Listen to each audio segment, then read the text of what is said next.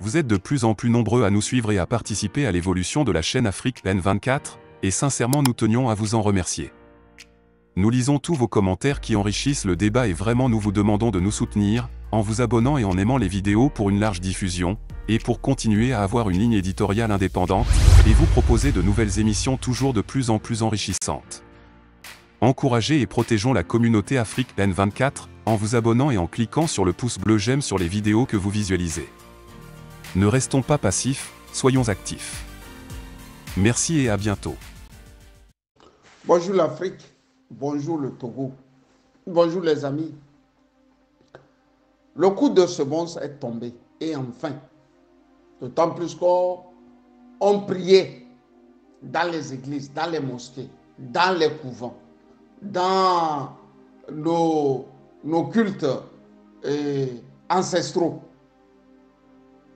qu'un jour, les mains de nos ancêtres se lèvent et étranglent de leurs deux mains la CEDEAO.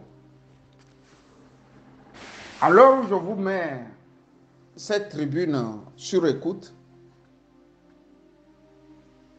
Je crois savoir que les bandes de nos ancêtres ont répondu à nos prières. Le Niger, le Mali et le Burkina Faso ont décidé de quitter la CEDEAO sans délai. C'est-à-dire qu'on ne pourra plus jamais dire qu'on a donné un délai de 1 jour, de 2 jours, de 2 heures de temps, de 1 minute. Ils sont partis et ne reviendront plus jamais. C'est sans délai. Ce qu'il faut analyser dans leur départ est ceci. D'abord, la CEDEAO ne s'est pas affaiblie en 2024. La CEDEAO s'est complètement discréditée et affaiblie en 2005. Si vous vous rappelez, en 2005, la CEDEAO va se retrouver devant un fait inédit. Les morts vont se compter par centaines pour que Faure Gnassingbé arrive au pouvoir. La CEDEAO, au lieu de prendre ses responsabilités, ne le fera pas. C'est le temps où Abdoulaye Wade vient sur le micro de RFI et dans un sursaut de raison, dit qu'il n'arrive pas à comprendre. On dirait que le peuple togolais ne compte même plus.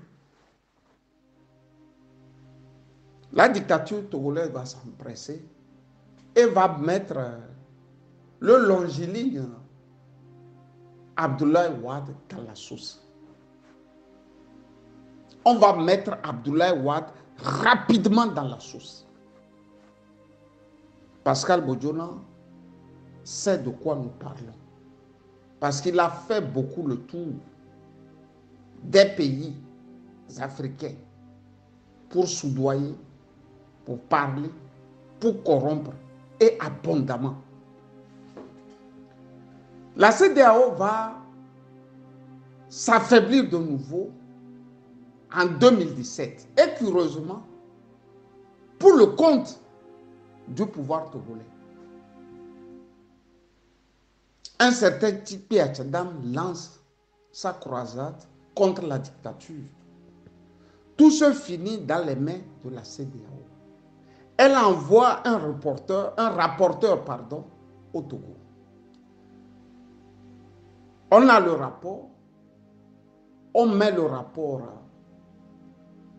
au niveau des chefs d'État de la CEDEAO. Ces derniers, à leur tour, mettent le rapport dans les tiroirs. Fin de course, la dictature togolaise deviendra plus forte que jamais.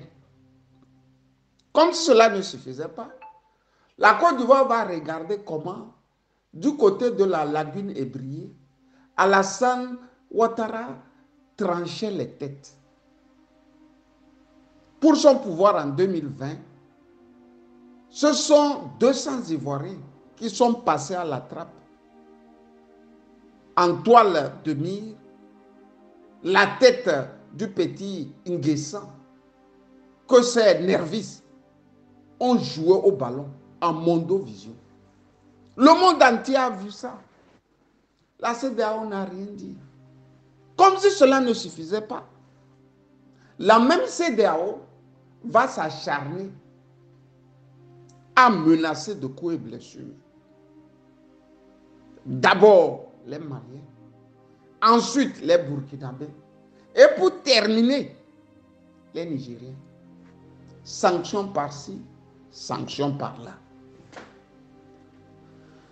Comme pour vous dire que le malheur de la CEDEAO porte deux noms.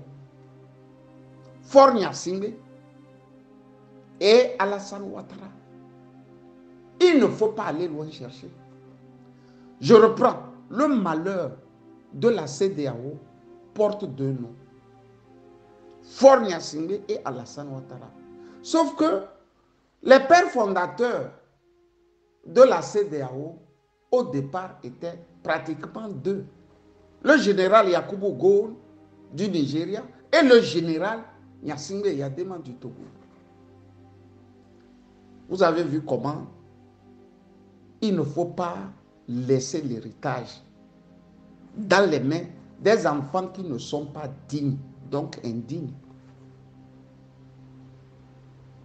Quand vous laissez beaucoup d'argent et des biens dans les mains des enfants qui sont indignes, soyez-en sûrs, ils n'en feront pas bon usage. C'est ce que nous avions vu. C'est ce que nous voyons encore. Avec le règne de Faure Gnassingbé. Il utilise la CEDEAO pour calciner ses propres compatriotes. Pour trucider ses propres compatriotes. Comme si cela ne suffisait pas. Sur le plan juridique, c'est Faure Gnassingbé qui va encore affaiblir davantage la Cour de justice de la CEDEAO. Vous vous rappelez qu'il y a eu le cas de Sam Essohamlong. Ce monsieur qui avait développé sa propre philosophie économique. Je ne suis pas économiste, mais j'ai beaucoup fait. J'ai beaucoup lutté pour lui. En prison, je l'ai interviewé.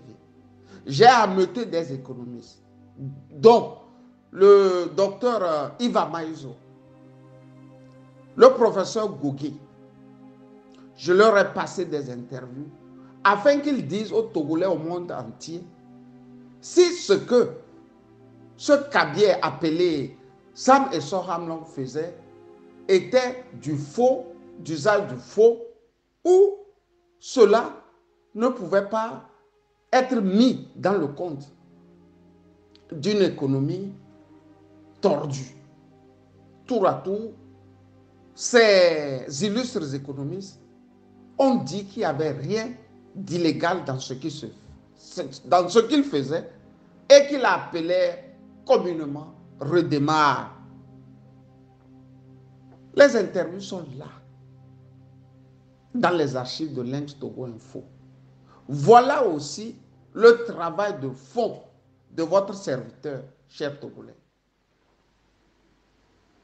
Depuis, les avocats de ce dernier ont porté l'affaire à la Cour de justice de la CEDEAO. Il a été blanchi.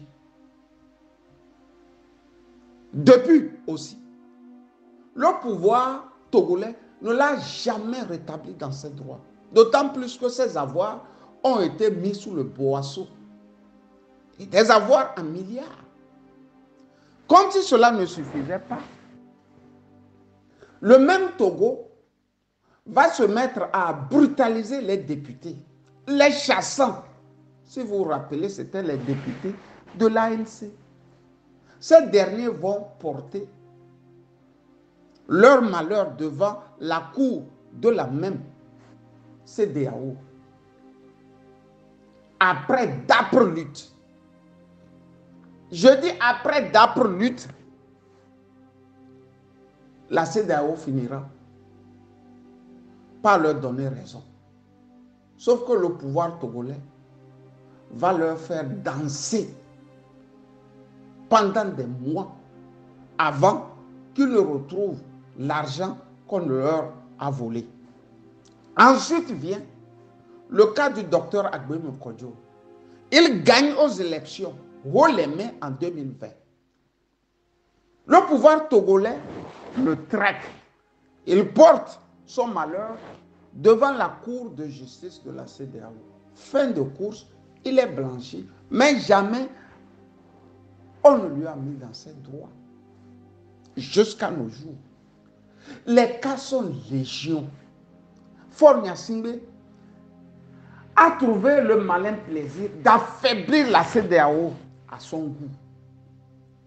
Plus grave, il va se faire le chantre des négociations. On va retrouver son ministre des Affaires étrangères, Robert Doucet. Cela a joué négociateur. Il a même appris à porter les chichias sahéliens, à se passer pour un sahélien, donnant l'impression qu'ils étaient des panafricanistes. Il va même créer sur le tas son propre panafricanisme. Sauf que le malin n'a pas su que l'histoire et le temps surtout vont le rattraper.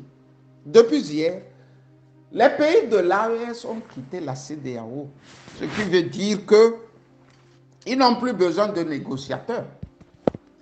Mais le négociateur qui se jouait ou cela jouait panafricaniste va maintenant dire aux Togolais si le panafricanisme là était un panafricanisme d'opportunisme ou un panafricanisme vrai.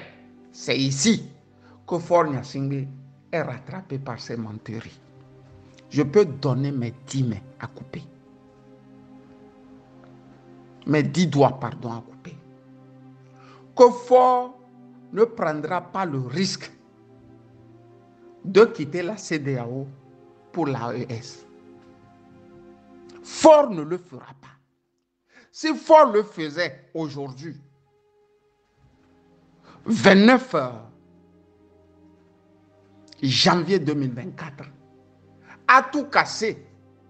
Le 1er, je dis le 1er, février 2024, RFI s'en chargera de lui. Et ce qui est sûr, il ne sera plus président dans les jours à venir. C'est une question de jours. D'autant plus que son pouvoir, il ne le doit pas au peuple togolais. Il le doit à la France. Le pouvoir de Faure, il le doit à la France. Souffrez que je vous dise que tout ce qu'il fera, je dis tout ce qu'il fera, sera à son désavantage quand il s'agira de lutter contre la France, chers amis. Faure Gnassingbé est pris la main dans le sac, d'autant plus que il croyait jouer au malin avec le panafricanisme. Nous y sommes. Il va devoir maintenant dire aux Togolais s'il est un vrai nationaliste, un vrai panafricaniste ou un tordu qui pensait être plus malin. Il va devoir choisir. Mais le choix ici ne va porter sur rien. Faure Gnassingbé va rester là à tourner, à rouler les mécaniques et à voir où chuter. Si Faure voulait, sincèrement, rentrer dans le giron des panafricains, il n'allait pas livrer le Togo comme il le livre à des satrapes occidentaux. Vous savez très bien que Israël est en terrain conquis au Togo. Vous savez très bien que son pouvoir, il le doit aux officines mafieuses de la France. Non, les amis. À quelque chose, malheur est bon. Faure Gnassingbé nous disait qu'il est panafricaniste. L'AES vient de tourner le dos à la CEDEAO. Faure Gnassingbé va à son tour rester là-haut. Il sait qu'on peut le garantir son pouvoir. Son pouvoir, il est garanti par la France. Quand je dis la France, je vais insister par la France. D'autant plus que dans son pays, il ne pèse pas 5% de l'électorat actuel. Quant à Alassane Ouattara, lui, il est en train de partir. Vous ne pouvez pas demander à un brinque-ballant de faire une lutte, une lutte contre 3 pays aussi solides comme les pays de l'AES. Fin de course, résultat des courses, de tout ce qu'on dit, est que l'Afrique est en train de se réveiller. Sauf qu'au Togo, on a encore des problèmes de se lever de nos lits. La preuve manifeste est qu'il n'y a plus d'opposition et il n'y a plus quelqu'un pour trouver le moyen de se faufiler dans tout ce qui se passe actuellement pour bouter Faure Gnassingbé hors du Togo. Bonne journée de lundi et bon début de semaine. Camus Sali. Likez la vidéo si ce n'est pas déjà fait. Laissez aussi votre point de vue en commentaire. Abonnez-vous et cliquez aussi sur la petite cloche de notification pour ne rien rater de nos prochaines vidéos. N'oubliez pas de partager aussi la vidéo et de la liker.